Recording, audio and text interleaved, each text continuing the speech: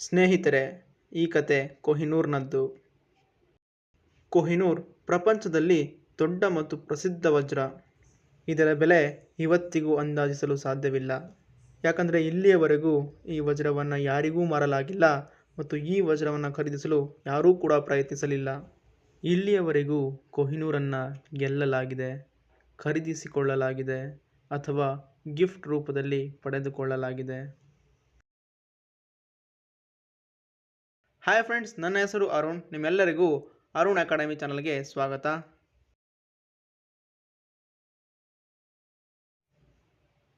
ಕೊಹಿನೂರ್ ಭಾರತದ ಗರ್ಭದಿಂದ ಬಂದ ಈ ವಜ್ರ ಇವತ್ತು ಬ್ರಿಟನ್ ರಾಣಿಯ ಕಿರೀಟದಲ್ಲಿ ಹೊಳಿತಾ ಇದೆ.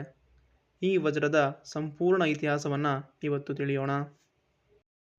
ಸ್ನೇಹಿತರೆ, ಕೊಹಿನೂರ್ನ ಮೂಲದ ಬಗ್ಗೆ ಹಲವಾರು ಕಥೆಗಳು ಪ್ರಚಲಿತದಲ್ಲಿದೆ. ಹೀಗೆ ಒಂದು ಕಥೆಯ ಪ್ರಕಾರ ಈ ವಜ್ರವನ್ನು 5000 ವರ್ಷಗಳ ಹಿಂದೆ ಜಾಂಬವಂತ ಭಗವಾನ್ ಶ್ರೀಕೃಷ್ಣನಿಗೆ ನೀಡಿದ್ದರು. ಈ ದ್ವಾಪರಯುಗದಲ್ಲಿ ಈ ವಜ್ರವನ್ನು ಶಾಮಂತಕ ಮಣಿ ಅಂತ ಕರೀತಾ ಇದ್ರು. ಆದರೆ ಈ ವಿಷಯ ಇಲ್ಲೇ ಕೊನೆಯಾಗಲ್ಲ. ಈ ವಜ್ರವನ್ನು ಮಹಾಭಾರತ ಕಾಲದ್ದು ಎನ್ನಲಾಗತ್ತೆ. ಮತ್ತು ಹೀಗೂ ಹೇಳಲಾಗತ್ತೆ, ಈ ವಜ್ರ 32,000 ವರ್ಷಗಳ ಹಿಂದೆ ಒಂದು ನದಿಯಲ್ಲಿ ಸಿಕ್ಕಿತ್ತು ಅಂತ. ಈ ರೀತಿ ಹಲವಾರು ಕಥೆಗಳಿವೆ. ಆದರೆ ಇಲ್ಲಿಯವರೆಗೂ ಈ ವಜ್ರದ ಮೂಲದ ಬಗ್ಗೆ ಆ್ಯಕ್ಯುರೇಟ್ ಮತ್ತು ವ್ಯಾಲಿಡ್ ಇನ್ಫಾರ್ಮೇಷನನ್ನು ಕಂಡುಹಿಡಿಯಲು ಆಗೇ ಇಲ್ಲ. ಆದರೆ ಕೆಲವು ದಾಖಲೆಗಳ ಪ್ರಕಾರ ಕೊಹಿನೂರಿನ ಕತೆ 13ನೇ ಸೆಂಚುರಿಯಲ್ಲಿ ಶುರುವಾಗಿತ್ತು. ಈ 13ನೇ ಸೆಂಚುರಿಯಲ್ಲಿ ಆಂಧ್ರ ಪ್ರದೇಶದ ಗುಂಟೂರು ಗಣಿಯಲ್ಲಿ ಕೆಲಸ ಮಾಡುತ್ತಿರುವಾಗ ಅಲ್ಲಿನ ಕೆಲಸಗಾರರಿಗೆ ಈ ವಜ್ರ ಸಿಗತ್ತೆ. ಆಗಿನ ಕಾಲದಲ್ಲಿ ಏನೇ ಮೌಲ್ಯವಾದ ವಸ್ತು ಸಿಕ್ಕಿದರೂ ಕೂಡ ರಾಜನಿಗೆ ತಂದು ಆ ಮೌಲ್ಯವಾದ ವಸ್ತುವನ್ನು ಕೊಡಬೇಕಿತ್ತು. ಆಗ ಅಲ್ಲಿ ಆಳ್ವಿಕೆ ಮಾಡುತ್ತಿದ್ದ ಮನೆತನ ಕಾಕತೀಯ ಮನೆತನ. ಈ ಕಾಕತೀಯ ಮನೆತನದ ಅರಸ ಈ ವಜ್ರದ ಸೌಂದರ್ಯ ಮತ್ತು ಹೊಳಪಿನಿಂದ ಪ್ರಭಾವಿತನಾಗಿ ಈ ವಜ್ರವನ್ನು ತನ್ನ ಕುಲದೇವತೆಯಾದ ಭದ್ರಕಾಳಿಯ ಬಲಕಣ್ಣಿಗೆ ಹಾಕಿಸ್ತಾನೆ. ಆಗ ಈ ವಜ್ರದ ಚರ್ಚೆ ಭಾರತದ ಎಲ್ಲ ಕಡೆ ಆಗತ್ತೆ. ನಂತರ ಅಲ್ಲಾವುದ್ದೀನ್ ಖಿಲ್ಜಿಯ ದಂಡನಾಯಕನಾದ ಮಲ್ಲಿಕಾಫರ್ ದಕ್ಷಿಣದ ದಂಡಯಾತ್ರೆ ಸಮಯದಲ್ಲಿ ಕಾಕತೀಯರನ್ನು ಸೋಲಿಸಿ ಅಲ್ಲಿನ ಸಂಪತ್ತಿನ ಜೊತೆಗೆ ಈ ಕೊಹಿನೂರನ್ನು ಸಹ ದೆಹಲಿಗೆ ತೆಗೆದುಕೊಂಡು ಹೋಗ್ತಾನೆ. ಈ ರೀತಿಯಲ್ಲಿ ಕೊಹಿನೂರು ದೆಹಲಿ ಸುಲ್ತಾನರ ವಶವಾಯಿತು. ಈ ವಂಶದಲ್ಲಿಯೇ ಮುಂದುವರಿತಾ ಬಂದು 1526ರಲ್ಲಿ ಮೊದಲ ಪಾಣಿಪತ್ ಕದನ ನಡೆಯುತ್ತೆ. ಇಬ್ರಾಹಿಂ ಲೋಧಿ ಸೋಲುವ ಮೂಲಕ ದೆಹಲಿ ಸುಲ್ತಾನರ ಎಲ್ಲ ಸಂಪತ್ತನ್ನು ಬಾಬರ್ ವಶಪಡಿಸಿಕೊಳ್ತಾನೆ. ಇದರಲ್ಲಿ ಕೊಹಿನೂರ್ ಕೂಡ ಸೇರಿತ್ತು. ಬಾಬರ್ ತನ್ನ ಬಾಬರ್ ನಾಮದಲ್ಲಿ ಮೊದಲ ಬಾರಿಗೆ ಕೊಹಿನೂರಿನ ಬಗ್ಗೆ ಉಲ್ಲೇಖಿಸಿದನು. ಈ ವಜ್ರದ ಮೌಲ್ಯದಿಂದ ಪ್ರಪಂಚದ ಎಲ್ಲ ಜನರಿಗೆ ಒಂದು ದಿನದ ಊಟವನ್ನು ಮಾಡಬಹುದು ಎಂದು ಹೇಳಿಕೊಂಡಿದ್ದಾನೆ. ಹಾಗೆ ಬಾಬರ್ ನಾಮದಲ್ಲಿ ಇದರ ಬಗ್ಗೆ ಬರೆದಿದ್ದಾನೆ. ಬಾಬರ್ನ ಮರಣದ ನಂತರ ಈ ವಜ್ರ ಹುಮಾಯೂನ್ನ ಬಳಿ ಹೋಗಿ ಸೇರುತ್ತೆ. ಹೀಗೆ ಮೊಘಲರ ವಂಶದಲ್ಲಿ ಮುಂದುವರಿಯುತ್ತಾ ಇದು ಶಹಜಾನ್ನ ಬಳಿ ಹೋಗಿ ಸೇರುತ್ತೆ. ಶಹಜಾನ್ ಈ ಮೌಲ್ಯವಾದ ವಜ್ರವನ್ನು ಲೆಜೆಂಡರಿ ಪಿಕಾಕ್ ಥ್ರೋನ್ ನವಿಲು ಸಿಂಹಾಸನದ ಮೇಲೆ ಹಾಕಿಸಿದನು. ಇದು ಆ ಸಿಂಹಾಸನದ ಸೌಂದರ್ಯವನ್ನು ಮತ್ತಷ್ಟು ಹೆಚ್ಚಿಸಿತು. ಈ ನವಿಲು ಸಿಂಹಾಸನದ ನಿರ್ಮಾಣಕ್ಕೆ 7 ವರ್ಷಗಳ ಕಾಲ ಸಮಯ ಮತ್ತು ಇದರ ನಿರ್ಮಾಣದ ಖರ್ಚಾದ ಮೌಲ್ಯದಲ್ಲಿ 4 ತಾಜ್ ಮಹಲ್ಗಳನ್ನು ನಿರ್ಮಿಸಬಹುದಾಗಿತ್ತು. ಹೀಗೆ ಈ ವಜ್ರ ಮೊಘಲರ ಅರಸರಲ್ಲಿ ಮುಂದುವರಿಯುತ್ತಾ ಔರಂಗಜೇಬನ ಆಡಳಿತಕ್ಕೆ ಬರುತ್ತೆ. ಔರಂಗಜೇಬ್ ಈ ವಜ್ರಕ್ಕೆ ಒಂದು ಆಕಾರವನ್ನು ನೀಡಲು ಬೋರ್ಜಿಯನಿಗೆ ಹೇಳಿದ. ಆದರೆ ಬೋರ್ಜಿಯ ಬೇಜವಾಬ್ದಾರಿಯಿಂದ ಆ ವಜ್ರವನ್ನು ಹೆಚ್ಚು ಕತ್ತರಿಸುತ್ತಾ 793 ಕ್ಯಾರೆಟ್ ತೂಕದ ಈ ವಜ್ರವನ್ನು 186 ಕ್ಯಾರೆಟ್ ಆಗುವಂತೆ ಕತ್ತರಿಸಿದ. ಇದರಿಂದ ಬೇಸರ ಮತ್ತು ಕೋಪಗೊಂಡ ಔರಂಗಜೇಬ್ ಬೋರ್ಜಿಯಾನ ಎಲ್ಲ ಪದವಿಗಳನ್ನು ಕಸಿದುಕೊಂಡ. ನಂತರ ಮೊಘಲರ ಅವನತಿಯ ಸಂದರ್ಭದಲ್ಲಿ ಮಹಮ್ಮದ್ ಶಾ ರಂಗೀಲಾ ಸುಲ್ತಾನನಾಗಿದ್ದ.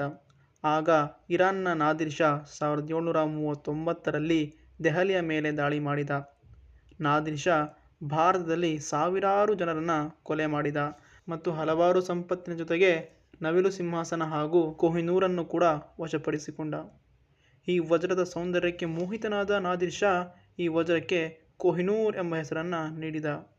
ಸ್ನೇಹಿತರೆ, ಪರ್ಷಿಯನ್ನಲ್ಲಿ ಕೊಹಿ ಎಂದರೆ ಪರ್ವತ, ನೂರ್ ಎಂದರೆ ಬೆಳಕು. ಈ ರೀತಿಯಲ್ಲಿ ನಾದಿರ್ ಶಾ ಈ ವಜ್ರಕ್ಕೆ ಕೊಹಿನೂರ್ ಅಥವಾ ಬೆಳಕಿನ ಪರ್ವತ ಎಂಬ ಹೆಸರನ್ನು ನೀಡಿದ.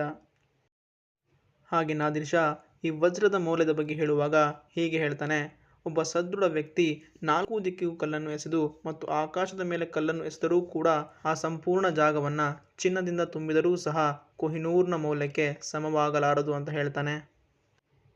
ನಾದಿರ್ ಶಾನ ಮರಣದ ನಂತರ ಈ ಕೊಹಿನೂರ್ ಅಫ್ಘನ್ನರ ವಶವಾಗತ್ತೆ.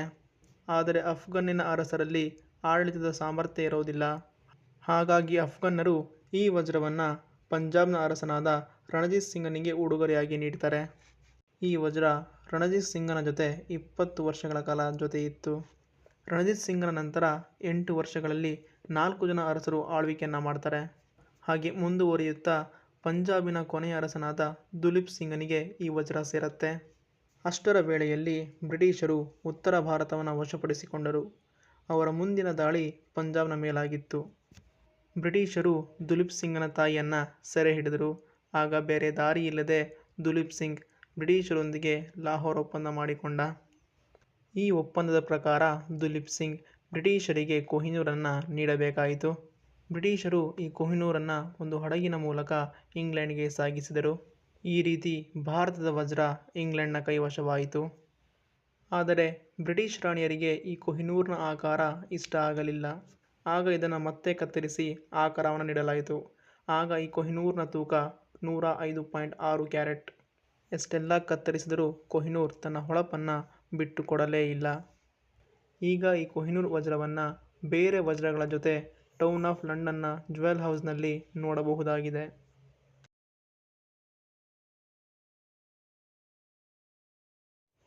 ಈ ಕೊಹಿನೂರ್ನ ಶಾಪದ ಬಗ್ಗೆ ಒಂದು ಹಿಂದೂ ಪುರಾಣದಲ್ಲಿ ಸಿಗತ್ತೆ. ಇದರಲ್ಲಿ ಹೀಗೆ ಹೇಳಲಾಗತ್ತೆ, ಯಾರು ಈ ವಜ್ರವನ್ನು ಧರಿಸುತ್ತಾನೋ ಅವನು ಪ್ರಪಂಚವನ್ನು ಗೆಲ್ಲುತ್ತಾನೆ. ಹಾಗೆ ಇದರ ಜೊತೆಗೆ ಸಂಬಂಧಿಸಿದ ಶಾಪಗಳನ್ನು ಕೂಡ ಪಡೆಯುತ್ತಾನೆ. ಈ ವಜ್ರವನ್ನು ಕೇವಲ ಶಾಪವಿಲ್ಲದೆ ಮಹಿಳೆಯರು ಮತ್ತು ದೇವತೆಗಳು ಧರಿಸಬಹುದು ಎನ್ನಲಾಗಿದೆ. ಹಾಗೆ ಒಬ್ಬ ಆರ್ಕಿಯಾಲಜಿಸ್ಟ್ ಹೇಳುವ ಹಾಗೆ ಈ ವಜ್ರವನ್ನು ಶಕ್ತಿಶಾಲಿ ವ್ಯಕ್ತಿಗಳು ದುರ್ಬಲ ವ್ಯಕ್ತಿಗಳಿಂದ ಕಸಿದುಕೊಳ್ಳುತ್ತಿದ್ದರು. ಆಗ ದುರ್ಬಲ ವ್ಯಕ್ತಿಗಳು ಶಕ್ತಿಶಾಲಿ ವ್ಯಕ್ತಿಗಳಿಗೆ ಶಾಪವನ್ನು ಕೊಡ್ತಿದ್ರು. ಆ ಶಾಪ ಈ ವಜ್ರದ ಮೂಲಕ ಅವರಿಗೆ ತಡ್ತಾ ಇತ್ತು ಅಂತ ಹೇಳ್ತಾನೆ.